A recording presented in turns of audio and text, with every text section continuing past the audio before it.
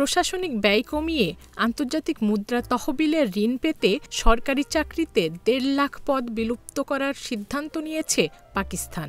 এছাড়া দুটি মন্ত্রণালয়কে একীভূত করতে যাচ্ছে দেশটির সরকার।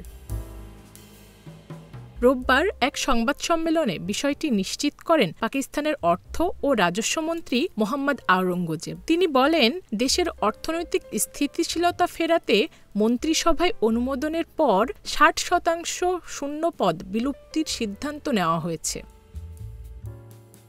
সরকার দেশের সব ব্যবসায়ীকে করের আওতায় আনতে প্রয়োজনীয় পদক্ষেপ নেবে বলেও জানান আওরঙ্গজেব। ভারতীয় সংবাদ মাধ্যম হিন্দুস্তান টাইমস বলছে, দীর্ঘদিন ধরেই আর্থিক সংকটে বেহাল দশা পাকিস্তানের। এই আবহে আইএমএফ থেকে ৭০০ কোটি মার্কিন ডলার অর্থ সাহায্য চেয়েছে তারা। তবে এর জন্য বেশ কিছু শর্ত আরোপ করা হয়। সেই অনুযায়ী কঠিন সব সিদ্ধান্ত নিতে বাধ্য হচ্ছে পাকিস্তান সরকার। স্পষ্ট জানানো হয়, অপ্রয়োজনে খরচ করা যাবে না। আইএমএফের পক্ষ থেকে জানানো হয়, কৃষি ও রিয়েল এস্টেটের মতো খাতে উচ্চ হারে কর চাপাতে হবে। বিভিন্ন ক্ষেত্রে সরকারি ভর্তুকি ও ছাড় কমাতে হবে।